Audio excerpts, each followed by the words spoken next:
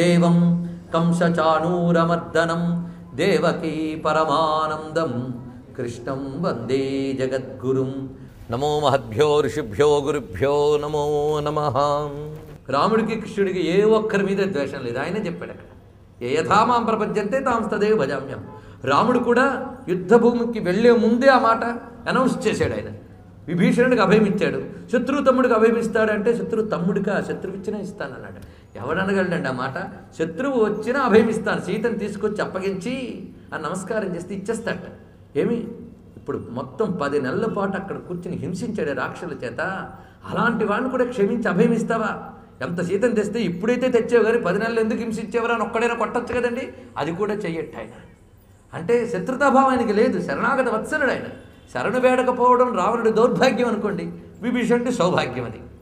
కానీ ఆయనకి ద్వేషభావం లేదు, అక్కడ ధర్మభావన తప్ప ద్వేషభావం లేదు. ఎందుకు ఆ ధర్మభావన ఉంది? ఆయనకి జగత్తు మీద ప్రేమభావన ఉంది కనుక జగత్తుని రక్షించాలని చెప్పి ఆ ప్రేమనే ఆగ్రహ రూపంలో వ్యక్తం చేశాడు ఆయన. ఆ వ్యక్తం చేయడం వల్ల లోకాన్ని రక్షించాడు కనుక రావణుని చెప్పి లోకాన్ని రక్షించాడు, రావణుని చెప్పి రావణుడి జీవుడికి మోక్షాన్ని ఇచ్చాడు.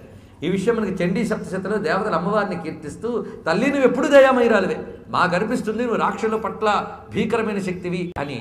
ఈ రాక్షసులు బ్రతికి బాగుపడే యోగం లేని వాళ్ళు కనుక వీళ్ళని చంపి బాగు చేద్దాం అని నిర్ణయించుకున్నారు. అంటే వాళ్ళ యొక్క ఆసరీ ప్రవృత్తితో కూడుకునే దేహాన్ని నిర్మూలన చేసి ఆ జీవులకు మోక్షాన్ని ఇచ్చాం, ఇంకా లాభం లేదని. ఆ ఇచ్చేటప్పుడు నీ యొక్క శక్తి అనుసంధానం లేనిది వాళ్ళు ఎలా మోక్షం పొందుతారు? అందుకే వాళ్ళ వైపు కళ్ళు ఎర్ర చేసి చూస్తూ, త్రిశూలం కొడుతూ, నీ ఆయుధాలు చూపిస్తుంటే అంతసేపు వాళ్ళు నిన్నే చూస్తూ, నీ చేతిలో ఉన్న ఆయుధం దెబ్బతింటూ ఉంటే వాళ్ళు ఎంత ధన్యులమ్మ వాళ్ళు.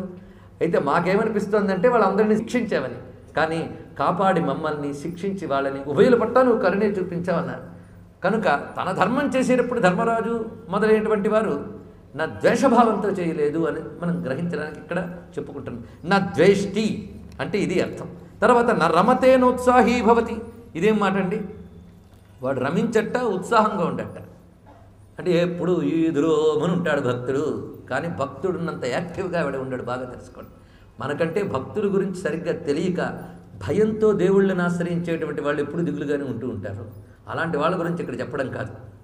ప్రేమతో భగవంతుడిని ఆశ్రయించేవాడు నిరంతరం ఉత్సాహంగా ఉంటాడు. అయితే అలాంటి వాడు ఉత్సాహంగా ఉండడు అని ఎందుకు చెప్తున్నారు? నా రమతే అని ఎందుకు చెప్తున్నారు? రమించుట అంటే క్రీడించుట, ఆనందించుట. ఒక విషయంలో నిరంతరం మనం తలంచుకుని మురిసిపోతూ దానితో అనుబంధం పెంచుకుని ఆనందిస్తే దాని రమణము అని అంటారు. వాడు నర్రమతే అంటే అర్థం పరమాత్మ తప్ప ఇతర వస్తువుల యందు ఆనందించడు అని అర్థం. నోత్సాహీ భవతి, మిగిలిన వాటి పట్ల ఉత్సాహం లేదు. ఉత్సాహం అంటే అర్థం ఏంటి? ఒక పని చెయ్యాలి అనడానికి ఉండే సంసిద్ధత పేరు ఉత్సాహం. ఇతడు అన్ని పనులు చేస్తాడు. ఏ పనులు? ఏది కర్తవ్య కర్మ అది చేస్తాడు. కానీ ఈ కర్తవ్య కర్మ ఉత్సాహంగా చేయడు. అంటే నిజంగా ఈదురమని చెప్తాడు కాదు అర్థం. అంటే ఈ పని చెయ్యడం వల్ల నాకు ఫలితం రావాలి, ఈ పని నేను చేస్తున్నాను అనే ఫలాభిసంధి, అహంకారం, ఈ రెండింటినీ విడిచిపెట్టి చేయడాన్ని ఉత్సాహం విడిచి చేయడం అని అంటారు. కనుక సర్వారంభ పరిత్యాగి గుణాతీత సముచ్యతే అని ఒకటి చోట పరమాత్మ చెప్తూ, భక్తి యోగ విషయంకి వచ్చేటప్పుడు కూడా సర్వారంభ పరిత్యాగి యో మద్భక్త సమే ప్రియ అన్నాడు. ఈ సర్వ ఆరంభ పరిత్యాగి అనే మాటే నోత్సాహీ భవతి, నా ఉత్సాహీ భవతి. వాడు దేని యందు కూడా ఉత్సాహించడు. అంటే ఈ పని చేయాలని ఉత్సాహం పని చేయడం కంటే ముందు పనితో నీకు సంఘం ఏర్పరుస్తాం. కనుక నోత్సాహి అనేటువంటి స్థితికి వాడు ఉంటాడు సుమా. వాడి తర్వాత మరో విషయంలోకి వెళుతున్నాం. యల్లబ్ధ్వా అయ్యింది, యత్ ప్రాప్య అయ్యింది, యజ్ఞాత్వా మత్తో భవతి స్తబ్ధో భవతి ఆత్మారామో భవతి. ఇది కూడా వాడి యొక్క స్థితి. ఇంతవరకు వాడు సొసైటీ పట్ల, చుట్టూ ఉన్న ప్రపంచం పట్ల ఎలా రియాక్షన్ చూపిస్తాడు అని ఒకటి. వాడి స్థితి ముందే చెప్పుకున్నాం, అమృతో భవతి, సిద్ధో భవతి, తృప్తో భవతి.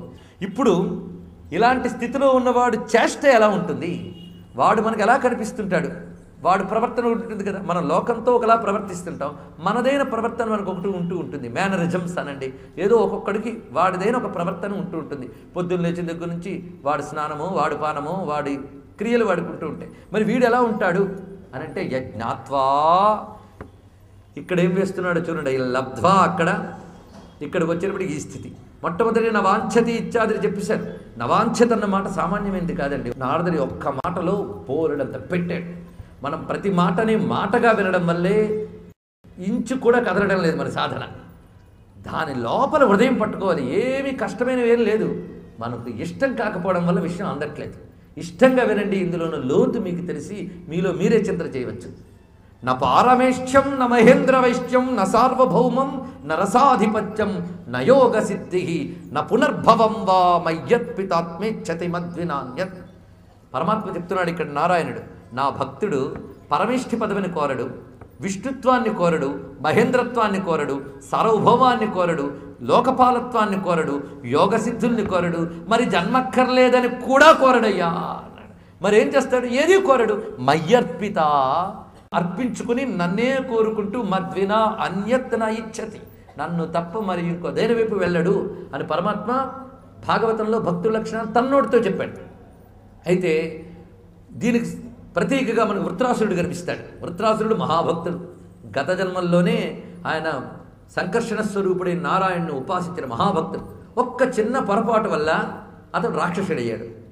అయితే సహజంగా దివ్య లక్షణం కలిగినటువంటి వాడు గనక త్వష్టు ప్రజాపతి చేసేటువంటి యజ్ఞంలో అతడు వృత్రాసురుడుగా పుట్టాడు. ఈ పుట్టినవాడు ఇంద్రశత్రువుగా పుట్టాలి అని చేసిన యజ్ఞం వల్ల వచ్చాడు గనక ఇంద్రుడికి శత్రువై ఆయన మీద యుద్ధానికి వెళ్ళాడు. ఎందుకంటే ఎందుకు తన తండ్రి ఆ అగ్నిహోత్రాల్లోంచి పుట్టించాడో పని చేయాలి, అంతేగాని ఇంద్రుడి పట్ల శత్రుతాభావం లేదు.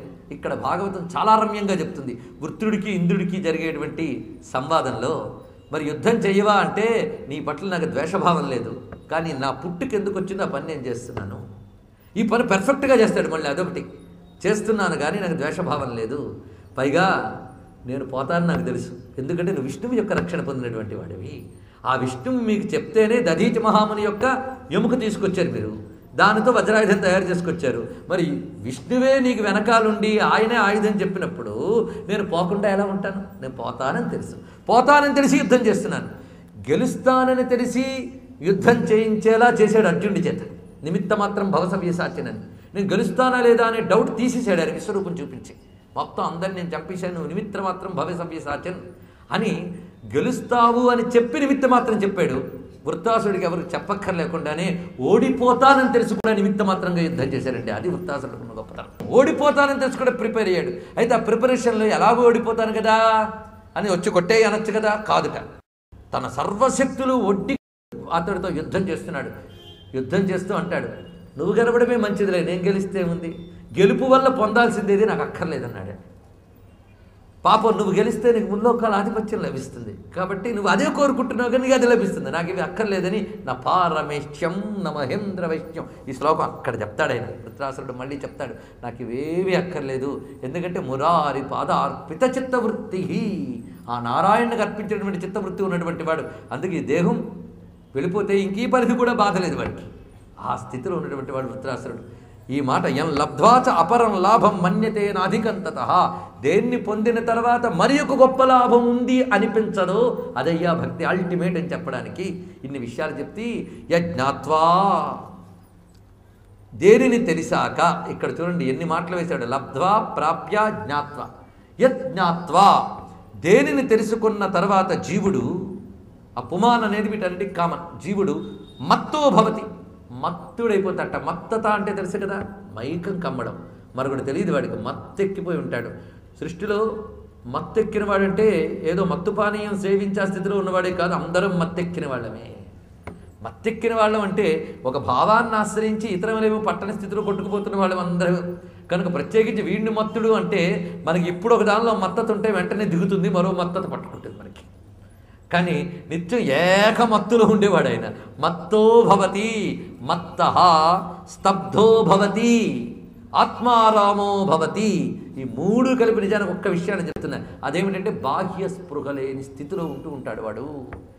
అతనికి బాహ్యమైన స్పృహ వచ్చిందా, నద్వేష్టి నకాంక్షతి నవాంఛతి నోత్సాహి నరమతే, ఇది బాహ్యంలో.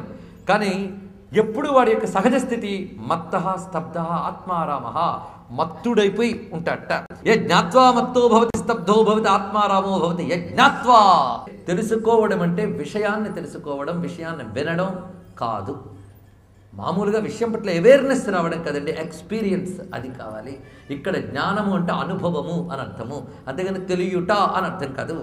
మనకి లోకంలో కూడా వేడిని తెలుసుకుంటాం. వేడిని తెలుసుకుంటామంటే పుస్తకంలో వేడి అని చదివి తెలుసుకుంటున్నామా? కాదు కదా. వేడిని తెలుసుకోవడం అంటే వేడిని అనుభవించడం.